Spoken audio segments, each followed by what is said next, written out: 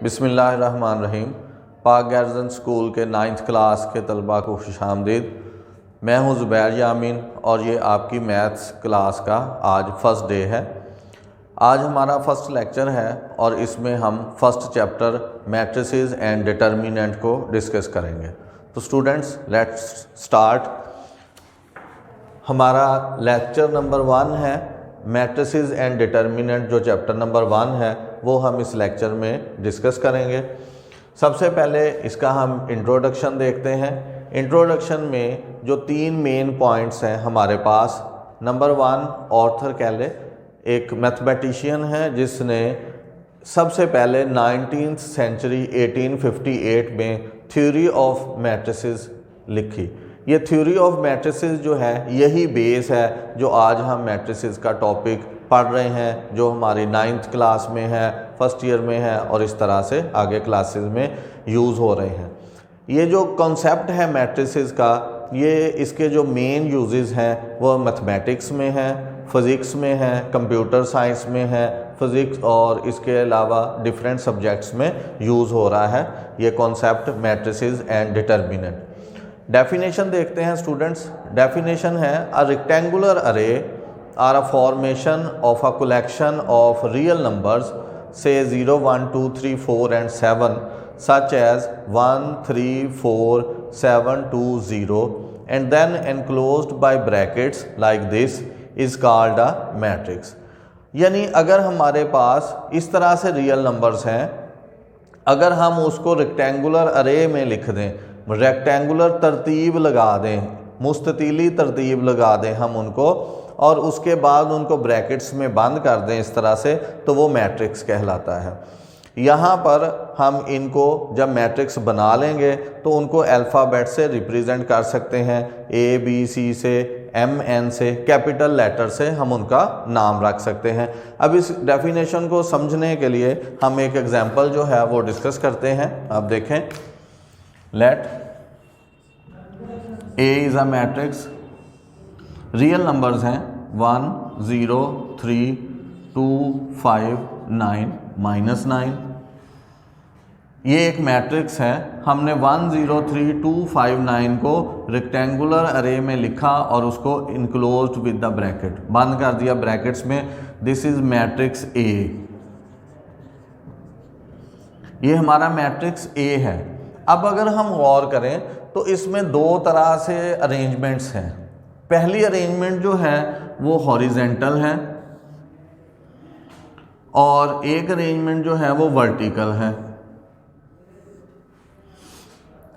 जो horizontal arrangement है इसको हम यहाँ पर कहते हैं रो। ये भी रो है, तो अब 2 रोज हैं तो ये रो 1 है, ये रो 2 है। और दूसरी जो अरेंजमेंट वर्टिकल है वो है कॉलम, तो ये कॉलम 1 है, ये कॉलम 2 है और ये कॉलम 3 है। एक और मैट्रिक्स हम देखते हैं B 0, 7, 11। इसमें भी 2 अरेंजमेंट्स हैं। रो 1 है, रो 2 है एंड रो 3 है। और इस वक्त हमारे पास कॉलम एक ही है, कॉलम 1 है। तो ये भी रेक्टेंगुलर अरेंजमेंट है, ये भी रेक्टेंगुलर अरेंजमेंट है। इस तरह से डिफरेंस जो हैं हम लिख सकते हैं लाइक C। ये भी एक मैट्रिक्स है, इसमें एक ही रो है और एक ही कॉलम है हमारे पास। तो डिफरेंट मैट्रिसेस जो हैं वो हम लिख सकते हैं जिनमें अरेंजमेंट्स जो हैं वो रोज एंड कॉलम्स की फॉर्म में होंगी। इसके बाद अब हमने यहाँ पर ये देखना है कि ये जो रोज एंड कॉलम्स का कॉन्सेप्ट है ये किस लिए बनाया गया है। इससे फिर अगला जो हमारा टॉपिक है वो स्टार्ट होगा ऑर्डर ऑफ मैट्रिक्स का। लेकिन यहाँ पर अब हम देख रहे हैं कि इसमें हमारे पास जो हैं वो 2 रोज हैं और कॉलम्स जो हैं वो 3 हैं। और यहाँ पर हमारे पास 3 रोज हैं और कॉलम्स 2 हैं, सॉरी 1 है। और यहाँ पे हमारे पास रो भी 1 है और कॉलम भी 1 है। ये जो अरेंजमेंट्स हमने की हैं रोज़ एंड कॉलम्स में, अब यहाँ पर जो हमारे एलिमेंट्स हैं जो इसके अंदर हमने रियल नंबर्स लिखे हुए हैं वो एक ख़ास लोकेशन पे हैं। वो जो ख़ास लोकेशन है, अगर हम इस 1 की लोकेशन का आप जिक्र करें, इस 1 की लोकेशन का, तो ये इसकी जो लोकेशन बन रही है इस वक्त वो है रो 1 कॉलम 1। मतलब इसका जो एड्रेस है, इसका यहाँ पर जो लोकेशन है इस मैट्रिक्स में वो है रो 1 कॉलम 1। अगर हम कहना चाहें कि वैल्यू लेनी है रो 1 एंड कॉलम 1 से, तो वो वैल्यू है 1। इसी तरह से ये जो 5 है, अगर हम इसकी लोकेशन का जिक्र करें तो ये रो 2 है और कॉलम 2 है। सम टाइम कुछ सब्जेक्ट्स में, जिसमें ज़्यादातर कंप्यूटर साइंस है, उसमें हम एड्रेस यूज़ करके वहाँ से उसकी वैल्यू पिक करते हैं। तो जब वैल्यू पिक करनी हो लोकेशन से, वैल्यूज़ चेंज भी हो सकती हैं, तो फिर जो वैल्यू पिक करनी है वो हम ले रहे हैं रो 2 कॉलम 2 से। इसी तरह इन तमाम जो एलिमेंट्स हैं उनकी अपनी अपनी लोकेशन है जो रो एंड कॉलम पर डिपेंड करती है। अब इसी रो एंड कॉलम के साथ ही जो अगला हमारा टॉपिक है वो है order of matrix. Order of matrix depend ही कर रहा है रो पे और कॉलम पे। ज़रा इसकी डेफिनेशन देखें। The number of rose and columns in a matrix specifies it's order. If a matrix M has m rows and n columns, then M is said to be of order m by n। यहाँ पर हम कह रहे हैं कि number of rose and columns in a matrix, किसी भी matrix में जो number of rose and columns हैं वही उसका ऑर्डर स्पेसिफाई करते हैं। कैसे करते हैं? इफ़ अ मैट्रिक्स M, एक मैट्रिक्स M है, ये जो मैंने कैपिटल में M लिखा है नेम ऑफ मैट्रिक्स है, ये मैट्रिक्स का नेम है। हैज़ m रोज, ये मैंने जनरली रोज की तादाद लिखी, यहाँ पर कोई मैंने नंबर नहीं लिखा है। m मीन जो भी रोज की तादाद हो। n नंबर ऑफ कॉलम्स, ये कॉलम्स की तादाद है। देन m ये नेम ऑफ मैट्रिक्स है। Is said to be of order m bye n। अब इसका जो ऑर्डर बनेगा वो m बाय n। उर्दू में इसको, अगर उर्दू मीडियम के तलबा देख रहे हो तो इसको हम मर्तबा कहते हैं, कालब का मर्तबा।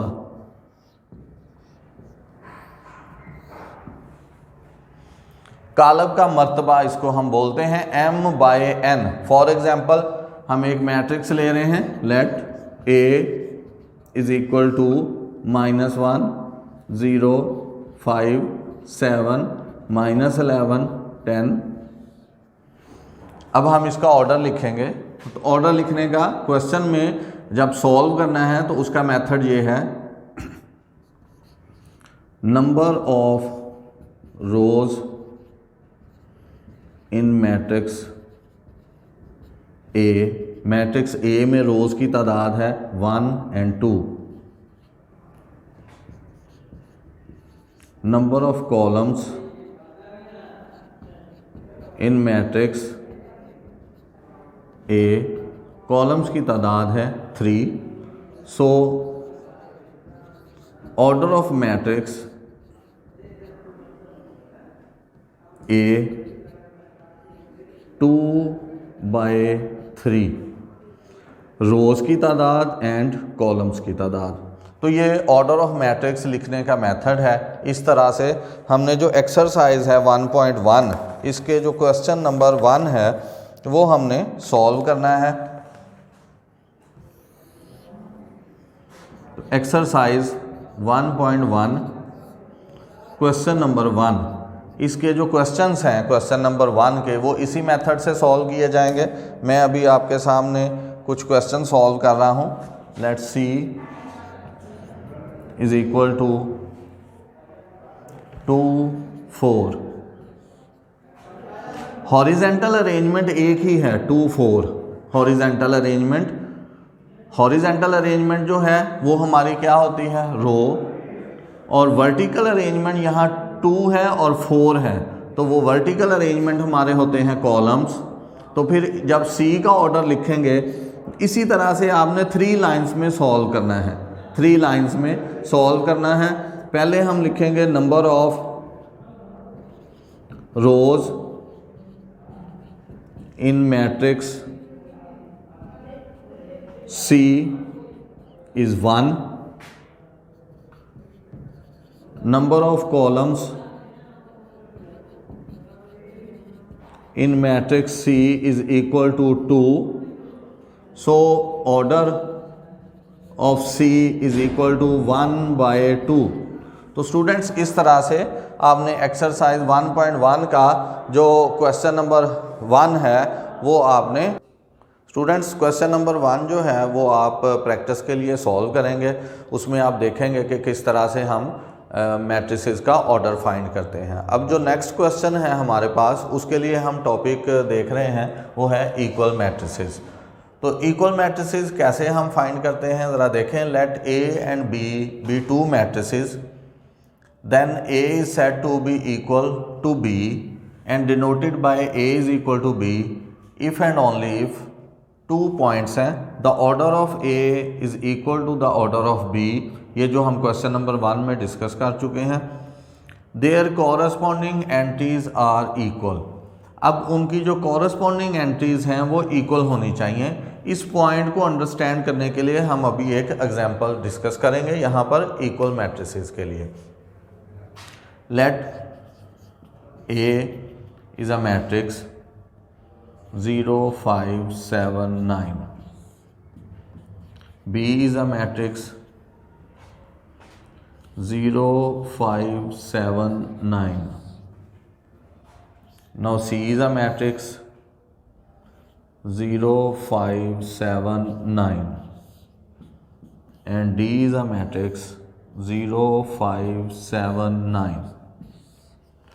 स्टूडेंट्स इस वक्त हमारे पास 4 मैट्रिसेस हैं A, B, C and D।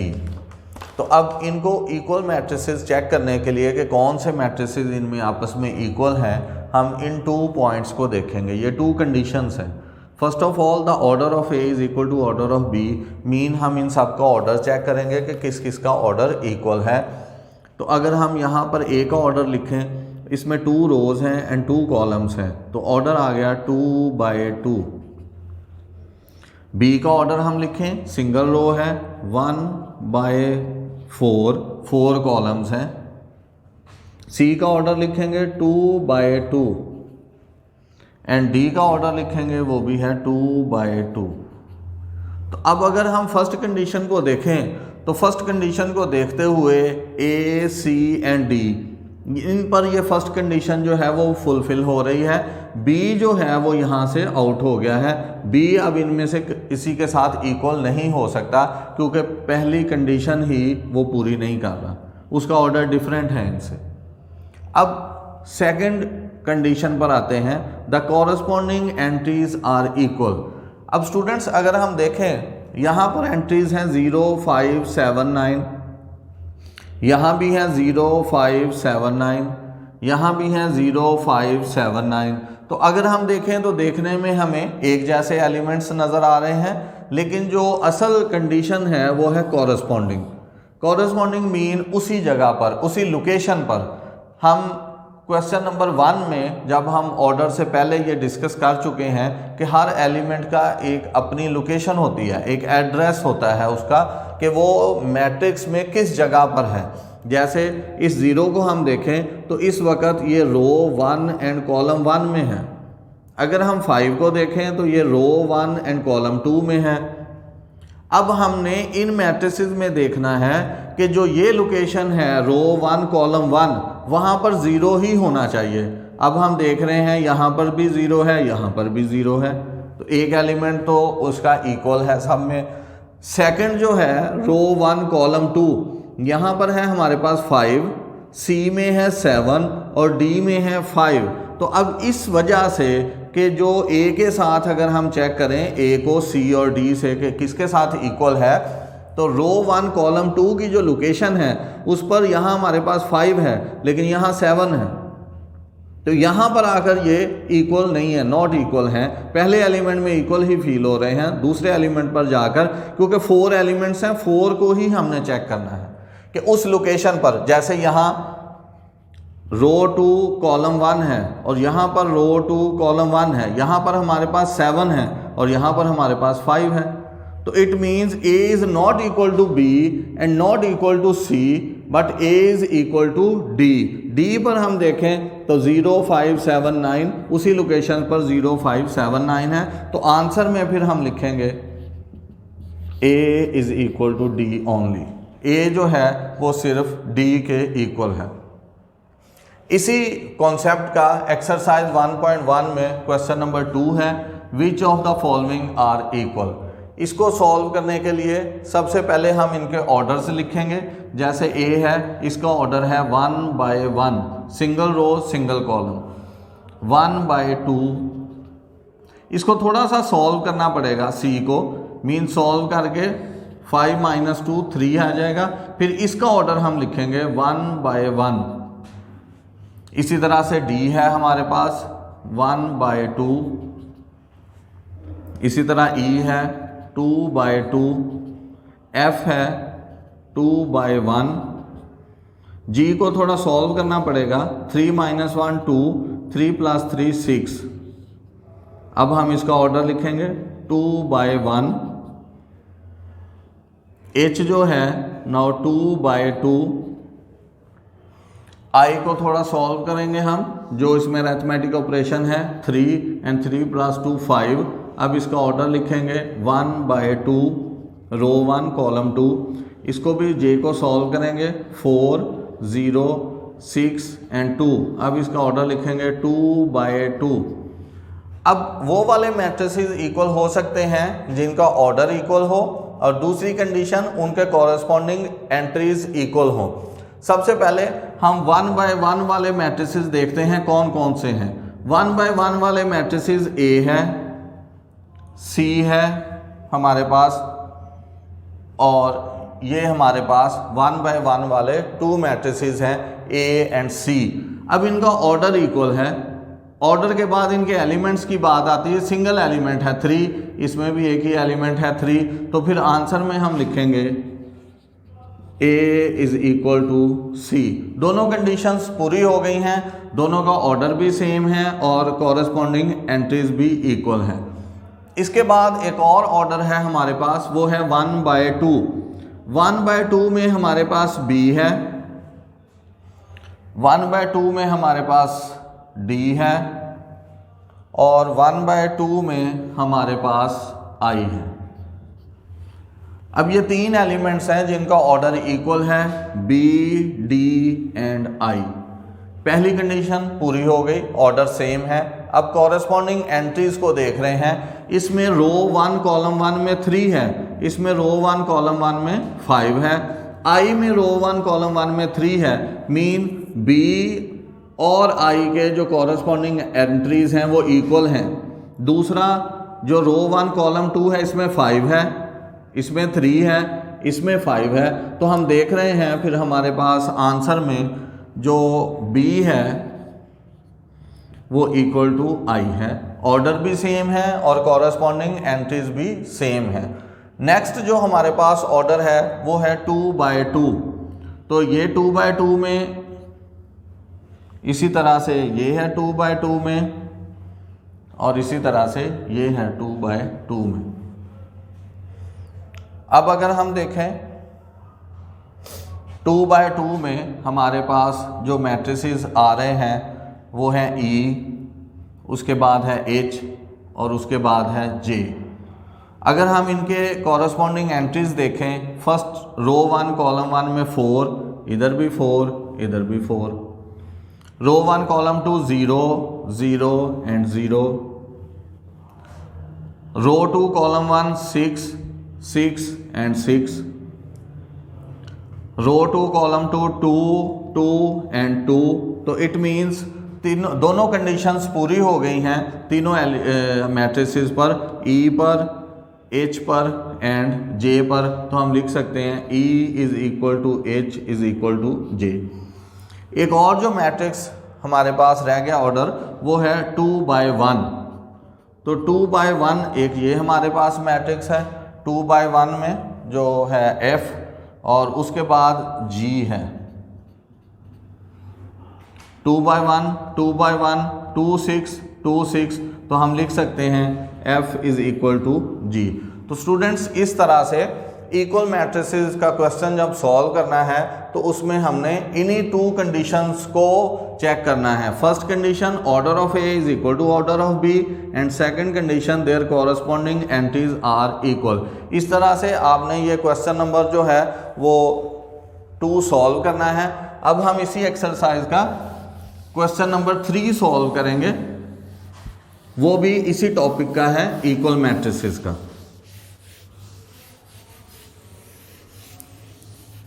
Exercise 1.1 है हमारे पास।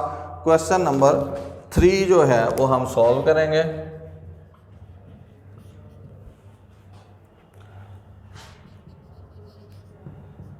Find the values of A, B, C and D which satisfy the matrix equation।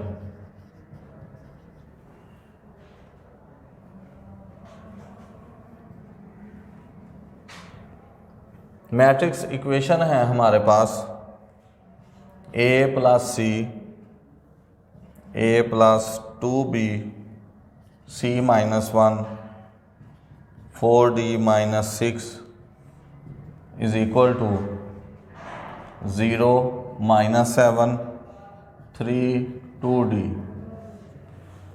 Students ये क्वेश्चन नंबर 3 है, एक्सरसाइज है 1.1। Find the values of a, b, c and d।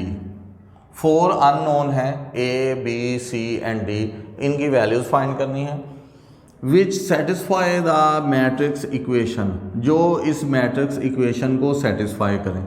Satisfy mean कि जब हम इन unknowns की value इनकी जगह पे पुट कर दें तो left hand side is equal to right hand side होनी चाहिए। इसी को हम सेटिस्फैक्शन कहते हैं। देखिए हम इसको सॉल्व करते हैं। सॉल्व करने में सबसे पहली जो बात है वो हम देख रहे हैं कि लेफ्ट हैंड साइड पे भी एक मैट्रिक्स है और राइट हैंड साइड पे भी एक मैट्रिक्स है। अब यहाँ पर अननोन है, मैथमेटिकल ऑपरेशन परफॉर्म नहीं हो सकता, लेकिन अगर उससे पहले हम इसका ऑर्डर चेक करें तो यहाँ पर इसका ऑर्डर जो है वो 2 रोज हैं और 2 कॉलम्स हैं। इसका ऑर्डर भी 2 रोज एंड 2 कॉलम्स है, मीन ये 2/2 है और ये भी 2/2 है। तो यहाँ हमें पता चल रहा है कि दोनों मैट्रिक्स का ऑर्डर जो है वो सेम है।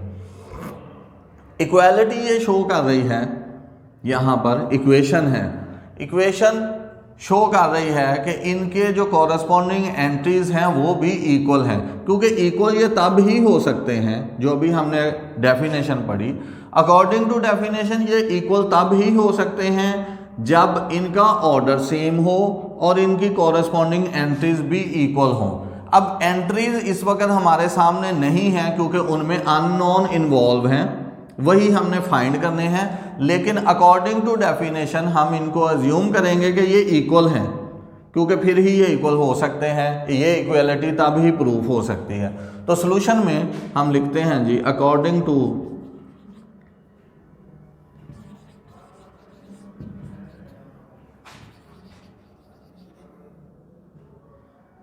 इक्वल मैट्रिसेस,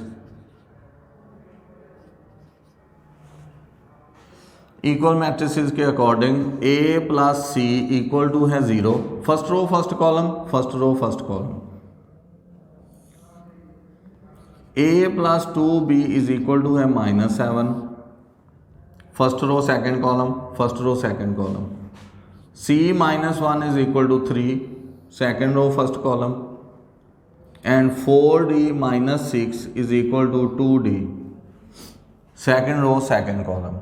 अब सबसे पहले हमने इन 4 इक्वेशंस को देखना है कि इनमें से कौन सी इक्वेशन है ऐसी जिसमें से हम डायरेक्ट एक अननोन को फाइंड कर सकते हैं। तो अगर ये इक्वेशन नंबर हमारी है 1, ये है 2, ये है 3 और ये है 4।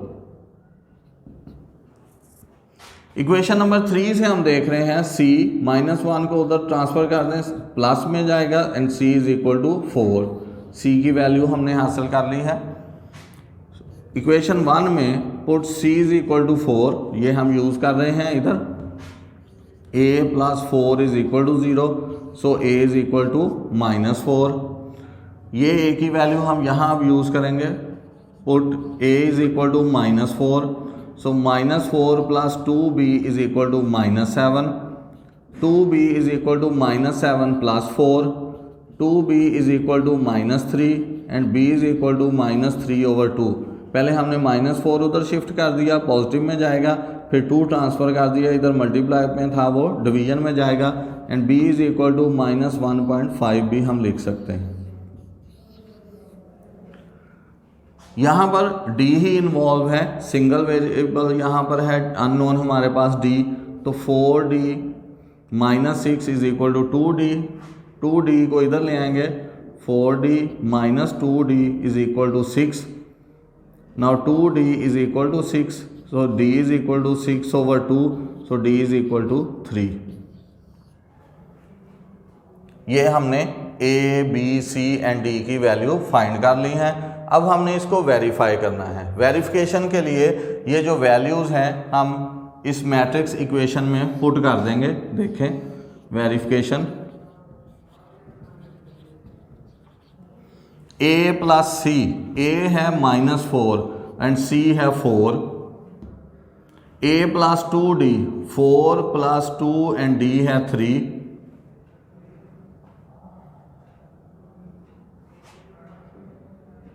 टू b है हमारे पास -3/2, c -1, 4 -1 and 4d -6, 4d -6 equal to 0 already है, -7 है, 3 है एंड 2d में वैल्यू आ जाएगी 3। अब हम इसको सॉल्व करते हैं। 4 - 4 0, 2 इज कैंसल्ड विद 2, 4 एंड -3, यहाँ पर जो a है वो -4 है हमारे पास, तो यहाँ हमने a प्लस 2 भी लिखा था, -4 and -3 -7, 4 -1 3, 4 3 12 -6 6 is equal to 0 -7 3 and 6। तो स्टूडेंट्स यहाँ हमने प्रूफ कर दिया है कि left hand side is equal to right hand side है। मीन ये a, b, c and d की वो वैल्यूज़ हमने फाइंड की हैं जिन्होंने इस मैट्रिक्स इक्वेशन को सेटिस्फाई कर दिया है। तो ये आपकी एक्सरसाइज 1.1 जो है वो कंप्लीट हो गई है। आप इसको घर सॉल्व करें, प्रैक्टिस करें। अगर कोई प्रॉब्लम हो तो आप व्हाट्सएप में हमसे रब्ता कर सकते हैं। थैंक यू, अल्लाह हाफिज़।